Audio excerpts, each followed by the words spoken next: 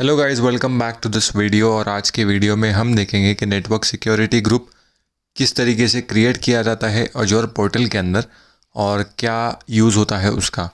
Network security group अगर आप अजोर portal के अंदर जाके सर्च बार में सर्च करोगे तो आपको नेटवर्क सिक्योरिटी ग्रुप ये एक स्पेसिफिकली सर्विस मिलेगी। Network security group virtual network जब आप क्रिएट करते हो तब भी ऑटोमेटिकली क्रिएट होता है, और अगर आपको उसको अलग से क्रिएट करना है तो आप उसको अलग से भी क्रिएट कर सकते हो। सेम रिसोर्सेज के फंक्शनैलिटी की तरह हम रिसोर्स ग्रुप भी सिलेक्ट कर लेंगे। हमारा सब्सक्रिप्शन ऑलरेडी सिलेक्टेड है। हम नेटवर्क सिक्योरिटी ग्रुप को नाम दे देंगे और इसका रीजन हम ऑस्ट्रेलिया ईस्ट सिलेक्ट कर लेते हैं। इसके बाद टैग्स हमें भरना नहीं है तो हम उसको स्किप कर देंगे। रिव्यू प्लस क्रिएट पे क्लिक कर देंगे और वैलिडेशन होने के बाद हम उसको क्रिएट कर देंगे। क्रिएट होने के लिए वो कुछ टाइम लेगा। जैसे डिप्लॉय हो जाएगा हम डायरेक्टली रिसोर्स पे जंप कर देंगे। जैसे ही हमारा नेटवर्क सिक्योरिटी ग्रुप डिप्लॉय हो जाता है हम गो टू रिसोर्स पे क्लिक करेंगे और गो टू रिसोर्स पे क्लिक करने के बाद हमें नेटवर्क सिक्योरिटी ग्रुप का इंटरफेस कुछ इस तरीके से मिलेगा। बाय डिफ़ॉल्ट माइक्रोसॉफ्ट की तरफ से 3 inbound rule and 3 outbound rule automatically यहाँ पे अलाउड रहते हैं, मतलब ऑटोमेटिकली यहाँ पे बने हुए रहते हैं, जिसको हमें बनाने की ज़रूरत नहीं पड़ती है। अभी अगर हमें इस नेटवर्क सिक्योरिटी ग्रुप को किसी नेटवर्क इंटरफेस पे या किसी सबनेट में उसको एसोसिएट करना है तो हम उसको सिलेक्ट करके यहाँ पे एसोसिएट कर सकते हैं। एसोसिएट करने के बाद जो भी नेटवर्क इंटरफेस कार्ड अगर यहाँ पे ड्रॉप डाउन में अवेलेबल रहेगा तो वो सिलेक्ट करके वो नेटवर्क सिक्योरिटी ग्रुप उस नेटवर्क इंटरफेस कार्ड को असाइन हो जाएगा जो वर्चुअल मशीन के अंदर होता है। अगर सबनेट को असाइन करना है तो सबनेट के लिए हम यहाँ से एसोसिएट सिलेक्ट कर सकते हैं और वर्चुअल नेटवर्क सिलेक्ट करके सबनेट सिलेक्ट कर देंगे तो उसके बाद भी ये नेटवर्क सिक्योरिटी ग्रुप उस सबनेट को असाइन हो जाएगा। इसमें मेन जो रूल AZ900 सर्टिफिकेशन के हिसाब से देखना है तो वो ये है कि इनबाउंड एंड आउटबाउंड रूल क्या होते हैं या किस तरीके से क्रिएट होते हैं। इनबाउंड रूल को अगर आपको क्रिएट करना है तो आप ऐड पे सिलेक्ट करेंगे। सोर्स में आप चाहे तो एनी सिलेक्ट कर सकते हो, IP एड्रेस सिलेक्ट कर सकते हो। जब IP एड्रेस सिलेक्ट कर दोगे तो आप पूरा CIDR का रेंज, मतलब पूरा एक सबनेट का रेंज भी मेंशन कर सकते हो, या स्पेसिफिकली कुछ एक IP भी आप मेंशन कर सकते हो। जैसे कि अगर मुझे मेरे सिस्टम का IP यहाँ पे डालना है तो मैं यहाँ पे ये सिलेक्ट करके अगर मैं सिर्फ मेरे सिस्टम का IP भी यहाँ पे मेंशन कर दूंगा तो भी वो ले लेगा। और सोर्स का पोर्ट रेंज, मतलब अगर मेरे सोर्स का पोर्ट रेंज मैं चाहूँ तो 3389 भी रख सकता हूँ अगर मुझे उसका RDP लेना है तो, या फिर अगर मुझे इस IP एड्रेस से किसी वेबसाइट को ब्राउज़ करना है सिक्योरली 443 के पोर्ट से तो मैं वो भी मेंशन कर सकता हूँ।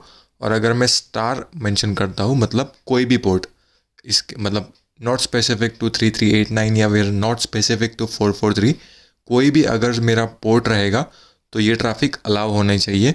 इस हिसाब से हम इसको स्टार सिलेक्ट करेंगे।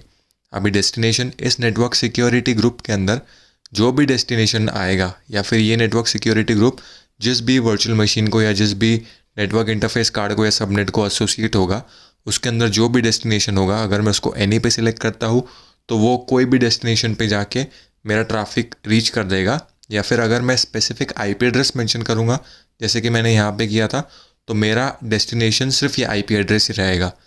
इस IP एड्रेस के अलावा अगर कोई भी दूसरा IP एड्रेस होता है तो मेरा सोर्स का जो IP एड्रेस है वो डेस्टिनेशन के IP एड्रेस को रीच नहीं करेगा, मतलब उनका traffic source to destination reach नहीं होगा। अभी यहाँ पे अगर मैं एनी सिलेक्ट कर दूंगा तो डेस्टिनेशन मेरे वर्चुअल नेटवर्क के अंदर या नेटवर्क सिक्योरिटी ग्रुप के अंदर कुछ भी हो तो वो वहाँ पे ट्रैफिक रीच करेगा। सर्विस के अंदर हमें पोर्ट्स के ऑप्शन मिलते हैं कि हमें कौन सा पोर्ट सिलेक्ट करना है। माइक्रोसॉफ्ट अजोर के एंड से कई सारे पोर्ट्स प्री डिफाइंड है जो हम सिलेक्ट कर लेंगे तो ऑटोमेटिकली उसका पोर्ट यहाँ पे चेंज हो जाएगा। अगर मैं MongoDB सिलेक्ट करता हूँ तो उसका पोर्ट 27017 है, वो ऑटोमेटिकली यहाँ पे ले लेगा, हमें चेंज करने का ऑप्शन नहीं मिलेगा। और अगर हमें RDP लेना है, रिमोट डेस्कटॉप लेना है किसी वर्चुअल मशीन का, तो वो 3389 यहाँ पे ले लेगा। लेकिन अगर हम इसको कस्टम पे सिलेक्ट करेंगे और अगर हमें खुद से पोर्ट डालना है तो हम वो भी मेंशन कर सकते हैं यहाँ पे। हमारे केस में हम इसको मेंशन करते हैं कि हमें एक ये जो नेटवर्क सिक्योरिटी ग्रुप है ये हम एक वर्चुअल मशीन को एसोसिएट करेंगे जिसके अंदर निक कार्ड रहेगा और इसका पोर्ट हम रखेंगे RDP वाला 3389 वाला। जब 3389 का पोर्ट हमने सेलेक्ट किया तो बाय डिफ़ॉल्ट इसने प्रोटोकॉल उसका TCP सिलेक्ट कर दिया है।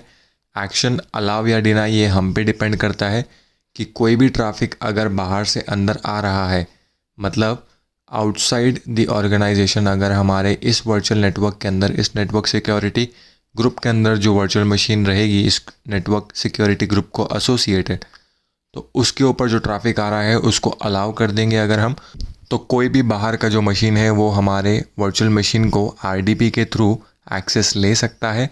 अगर डिनाई कर देंगे तो कोई भी एक्सेस नहीं ले सकता। रूल की प्रायोरिटी जो है वो कुछ भी सिलेक्ट कर सकते हैं हम, या मैं 200 भी सिलेक्ट कर सकता हूँ 100 की जगह पे, वो डिपेंड करता है। इसका नेम भी मैं चेंज करता हूँ।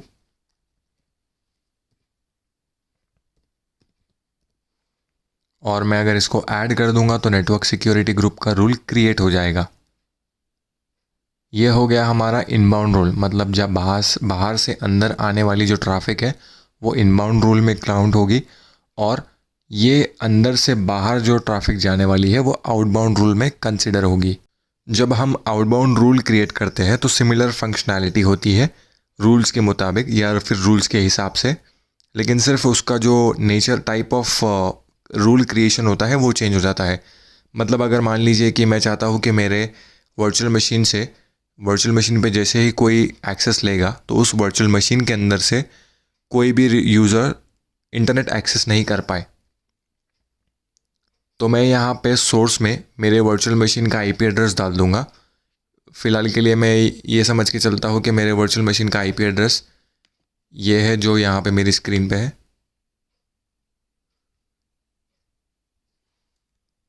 और डेस्टिनेशन में, मतलब मेरे वर्चुअल मशीन के बाहर कोई भी रिसोर्स या कोई भी डेस्टिनेशन को अगर मेरी वर्चुअल मशीन रीच करने को जाएगी ओवर द इंटरनेट तो उसको मैं ब्लॉक करने की कोशिश करूँगा। तो डेस्टिनेशन में मुझे यहाँ पे सर्विस टैग पे सिलेक्ट करना है और इंटरनेट सेलेक्ट करना है। अगर मैं इंटरनेट सेलेक्ट कर दूंगा मतलब मेरा जो सोर्स का IP एड्रेस है, इस IP एड्रेस से इंटरनेट पे कोई भी ट्रैफिक नहीं जाएगा, मतलब इंटरनेट ब्लॉक हो जाएगा। डेस्टिनेशन अगर मैं पोर्ट ये मेंशन करता हूँ तो सिर्फ स्पेसिफिकली ये पोर्ट के लिए मेरा इंटरनेट ब्लॉक होगा। अगर मैं यहाँ पे स्टार कर दूंगा तो सारे पोर्ट के लिए मेरा इंटरनेट ब्लॉक हो जाएगा। और रूल में एक्शन में मुझे डिनाई सेलेक्ट करना होगा तो वो जाके ब्लॉक हो जाएगा। और रूल प्रायोरिटी मैं अपने हिसाब से कुछ भी सिलेक्ट कर सकता हूँ, उसको नाम भी चेंज कर सकता हूँ।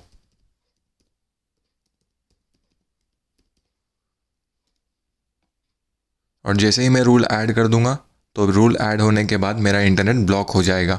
मतलब मेरे वर्चुअल मशीन को जो भी इंटरनेट एक्सेस करने की कोशिश करेगा वर्चुअल मशीन का एक्सेस लेने के बाद, जिस वर्चुअल मशीन को ये नेटवर्क सिक्योरिटी ग्रुप अटैच्ड रहेगा या एसोसिएटेड रहेगा तो उसको एक्सेस नहीं लेता आएगा इंटरनेट का। तो ये दो रूल देखना हमारे लिए बहुत ज़रूरी है नेटवर्क सिक्योरिटी ग्रुप के कंसेप्ट के अंदर AZ900 के सर्टिफिकेशन के लिए। जो भी अभी हमने ये लैब में डिस्कस किया ये सिर्फ मैंने आपके रेफरेंस के लिए बताया ताकि आपको एक विजुअल रिप्रेजेंटेशन मिल जाए और समझ आ जाए कि अजूर पोर्टल के अंदर नेटवर्क सिक्योरिटी ग्रुप दिखता कैसे है और क्या यूजेस रहते हैं उसके। लेकिन अगर आपको AZ900 सर्टिफिकेशन क्लियर करना है, अगर आपने उसका थ्योरेटिकल नॉलेज भी रखा और क्वेश्चन सॉल्व करने की जितना भी आपको नॉलेज मिल गया तो भी आपका काम हो जाएगा। आपको इन डेप्थ जाने की ज़रूरत नहीं है, क्योंकि जो मैंने अभी ये लैब आपके लिए परफॉर्म की वो 104 जो एडमिनिस्ट्रेटर वाला सर्टिफिकेशन है ये उसके लेवल का लैब था। तो आप सिर्फ आपकी अंडरस्टैंडिंग के लिए इतना समझ के ले लीजिए कि नेटवर्क सिक्योरिटी ग्रुप के अंदर इनबाउंड रूल आउटबाउंड रूल होते हैं और वो नेटवर्क इंटरफेस कार्ड पे भी एसोसिएट होता है और सबनेट पे भी एसोसिएट होता है। और IP एड्रेस की जो फ़िल्टरिंग होती है वो नेटवर्क सिक्योरिटी ग्रुप से पॉसिबल होती है। बेसिक लेयर ऑफ फिल्टरिंग रहता है ये। उम्मीद करता हूँ आपको ये वीडियो समझ आया होगा। Thank you very much.